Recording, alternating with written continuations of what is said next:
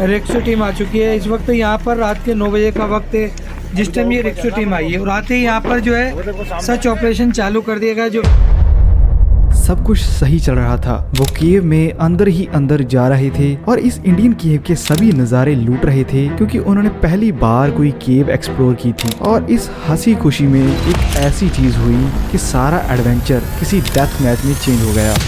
Video से पहले मुझे आपकी एक छोटी सी मदद चाहिए। अभी आप सभी लोग वीडियोस तो देख रहे हो, एंजॉय भी कर रहे हो, लेकिन सब्सक्राइब का बटन सिर्फ 2% लोगों ने ही प्रेस किया है। वीडियो के नीचे देखिए लाल वाला बटन, उसे प्रेस करें और हमारे चैनल को करें सपोर्ट। ये कहानी की शुरुआत होती है 1997 से। राहुल और दिव्या, जो कि वैसे तो दिल्ली के रहने वाले थे, पर ये लोग अभी अभी अमेरिका से वापस आए थे। तो ये लोग इंडिया में एडवेंचर के लिए बहुत सारी चीजें एक्सप्लोर कर रहे थे। जम्मू एंड कश्मीर का लास्ट पॉइंट और भी इंडिया की बहुत सारी फेमस चीजें इन्होंने देख ली थी इस एडवेंचर में। पर फिर भी राहुल को अभी तक ये लग रहा था कि इंडिया की किसी ऐसी चीज में जाया जाए जो ना तो ज्यादा फेमस हो और ना ही उन्हें वहाँ पर ज्यादा लोग मिले। और इस टाइम पर वो लोग रानी फॉरेस्ट जो केरला में है उसके आसपास ही ये लोग घूम रहे थे। तभी राहुल को पता चलता है गुना केव के बारे में, जो केव आज तो बहुत फेमस है पर उस टाइम पर ज्यादा लोग इसके बारे में नहीं जानते थे। तो अगले ही दिन सुबह राहुल और दिव्या निकलते हैं तमिलनाडु की गुना केव देखने के लिए। उन्हें लगभग 6 से 7 घंटे लगते हैं केरला से तमिलनाडु गुना पहुंचने तक। और इस बीच दोनों बहुत खुश थे क्योंकि दोनों को एडवेंचर करने में बहुत मजा आ रहा था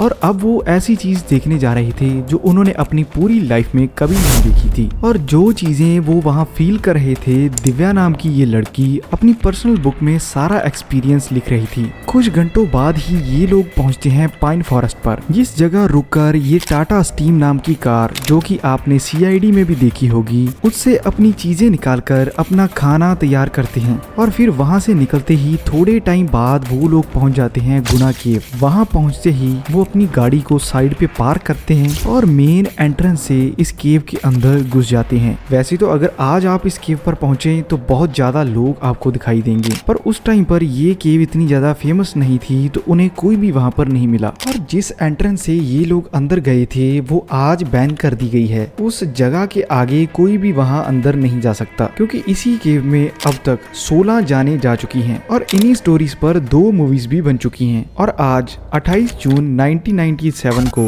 शाम के लगभग 5:30 बजे ये लोग इस केव में एंटर करते हैं। तो राहुल को फोटोज क्लिक करने का बहुत ज्यादा शौक था। वो अमेरिका से लाए हुए कैमरे के साथ उस केव के अंदर दिव्या और अपनी बहुत सारी फोटोज क्लिक कर रहा था, जिसके साथ ही उसने केव के अंदर भी बहुत सारी डरावनी फोटोज क्लिक की। और दूसरी साइड दिव्या को शौक था लिखने का, तो वो जो भी चीजें वहाँ फील कर रही थी और जो भी देख रही थी वो रात को अपनी नोटबुक में लिखना चाहती थी। फिर ऐसे ही ये लोग धीरे धीरे उस केव के अंदर ही अंदर जा रही थी। आपको बता दें कि ये केव बहुत डरावनी और मिस्टीरियस है, जिसमें बहुत सारे गड्ढे हैं जो ऊपर से तो दिखाई नहीं देते, पर एक बार आपका पैर उस पर आया तो आप लगभग 500-600 फीट नीचे ही मिलोगे। और शायद ये केव उससे भी ज्यादा बड़ी हो सकती है। ऐसे ही केव एक्सप्लोर करते उन्हें बहुत टाइम हो चुका था और अब तक हो चुकी थी रात। चारों ओर काला अंधेरा छा चुका था। राहुल दिव्या को बोलता है कि अभी हमें वापस जाना चाहिए, पर दिव्या की क्यूरियोसिटी उस केव में इतनी थी कि वो वापस नहीं जाना चाहती थी। फिर राहुल किसी तरह दिव्या को मनाकर वहाँ केव से बाहर ले जाता है। अपनी गाड़ी के पास पहुँचने के बाद ये लोग वहीं अच्छी सी जगह ढूंढकर अपना कैंपिंग का टेंट लगा लेते हैं। सारा दिन गाड़ी चलाने के बाद राहुल बहुत थक चुका था, वो तो सो जाता है, लेकिन दूसरी साइड दिव्या, उसने जो भी आज किया, केव का क्या एक्सपीरियंस था, ये सारी चीजें वो बुक में नोट कर रही थी। और फिर रात के तकरीबन 11:30 बजे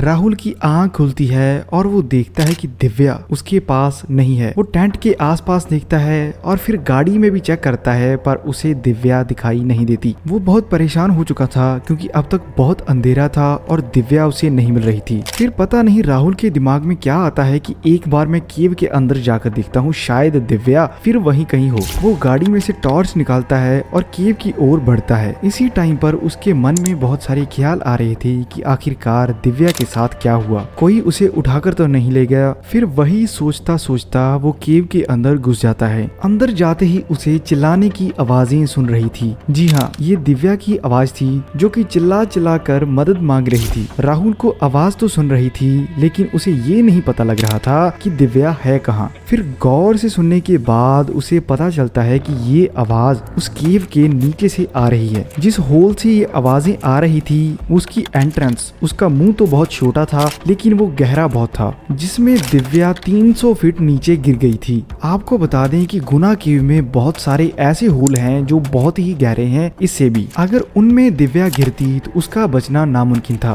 फिर भी 300 फीट कोई कम गहरा नहीं होता, जिसमें गिरने के बाद दिव्या को बहुत सारी चोटें लग चुकी थी। फिर राहुल भी उसे आगे से आवाज देता है और कहता है कि मैं आ गया हूँ और मैं अभी तुम्हें इस केव से बाहर निकाल लूंगा। पर राहुल को कुछ भी नहीं पता था कि नीचे दिव्या कितनी गहराई वाले होल में गिरी है, क्योंकि वहाँ से नीचे उसे दिव्या के रोने और चीखने की आवाजें ही सुन रही थी, क्योंकि अपने लगी हुई चोटों के कारण वो तड़प रही थी, जिससे राहुल और भी ज्यादा घबरा रहा था। फिर वो वहाँ से भागता है और अपनी गाड़ी में जाकर एक छोटी सी रस्सी ले आता है और उसे उस केव में नीचे फेंकता है। जब वो दिव्या से पूछता है कि रस्सी उसे मिली या नहीं, तो वो उसे बताती है कि मुझे कोई रस्सी दिखाई नहीं दे रही।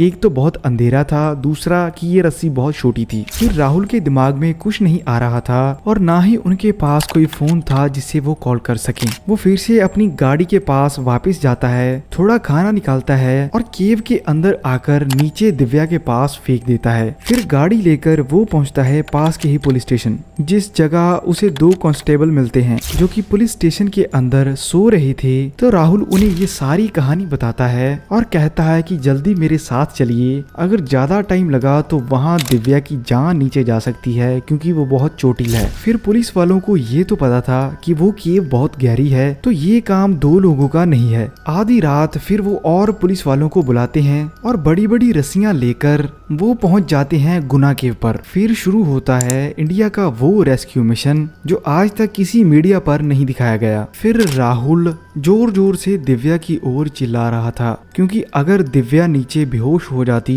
तो उसे रेस्क्यू करने में बहुत ज्यादा दिक्कत आती। फिर भी लगी हुई चोटों के कारण दिव्या दर्द से बहुत तड़प रही थी। अब तक दिव्या को बचाने के लिए केव के ऊपर पहुंच चुके थे 5 लोग, जिनमें से एक राहुल और 4 पुलिस वाले। वो रस्सियां जोड़कर नीचे फेंकते हैं और दिव्या को आवाज लगाते हैं, क्योंकि ऊपर इतना अंधेरा था, टॉर्च जलाने के बाद भी वो इतने नीचे नहीं दिख पा रहे थे। फिर वो एक टॉर्च नीचे दिव्या के पास भी फेंकते हैं। वो एक साइड पर बैठी हुई थी, टॉर्च पकड़ती है और ऊपर देखती है कि रस्सी तो उससे अब भी बहुत ज्यादा दूर है, तो वो ऊपर पुलिस वालों को बताती है, जिसके बाद एक और बड़ी रस्सी उसी रस्सी के साथ अटैच की जाती है। नीचे फेंकने के बाद वो लोग दिव्या को बोलते हैं कि वो अपनी बॉडी को उस रस्सी के साथ बांध ले और ये लोग उसे ऊपर खींच लेंगे। पर चोटें इतनी गहरी थी कि वो ये काम भी कर नहीं पाई। जिसके बाद वो रस्सी ऊपर खींची जाती है और जल्दी से वो लोग एक क्विक प्लान बनाते हैं, जिसमें एक पुलिस वाला अपनी बॉडी पर वो रस्सी बांधता है और एक पत्थर के ऊपर से उस रस्सी को फेंकता है, जैसे कि कोई पुलिस सिस्टम यूज करना हो, जिसके जरिए ये कम लोग भी थोड़ी ताकत के साथ बहुत आसानी से उसे ऊपर खींच पाएं।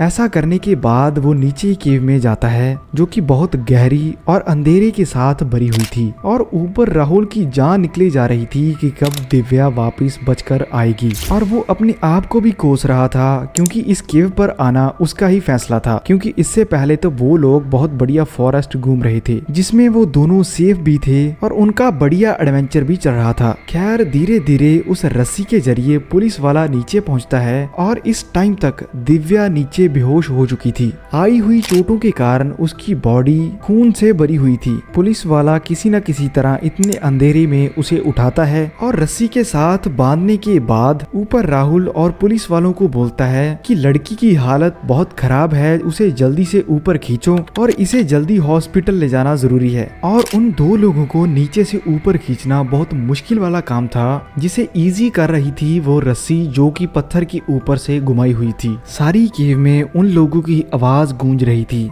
जिससे कि तनाव और ज्यादा बढ़ रहा था। फिर किसी न किसी तरह वो दिव्या को ऊपर खींच लेते हैं और राहुल बहुत डरा हुआ था कि कहीं दिव्या को कुछ हो ना जाए, तो पुलिस वाला उसे बताता है कि ये अभी जिंदा है, सिर्फ बेहोश हुई पड़ी है। फिर भी राहुल को यकीन सा नहीं आता और गाड़ी में दिव्या को डालकर ये लोग वहाँ से पास के हॉस्पिटल पहुँच जाते हैं, जिस जगह पूरे 2 दिन बाद दिव्या को होश आती है। इसके कई हफ्तों बाद जब वो ठीक हो गई तो वो फिर दिल्ली से वापस अमेरिका चले जाते हैं, जहाँ राहुल अपनी ये सारी स्टोरी अपने ही एक दोस्त जो कि अमेरिका का रहने वाला था उसे ये सारी स्टोरी बता देता है। आपको बता दें हैं कि ये इंसान एक बुक राइटर था जिसने उसके कई सालों बाद एक बुक लिखी एडवेंचर के ऊपर, और उसने राहुल और दिव्या की ये कहानी अपनी एक इंग्लिश बुक में भी मेंशन कर दी, जहां से हम लोग आपको ये स्टोरी सुना रहे हैं।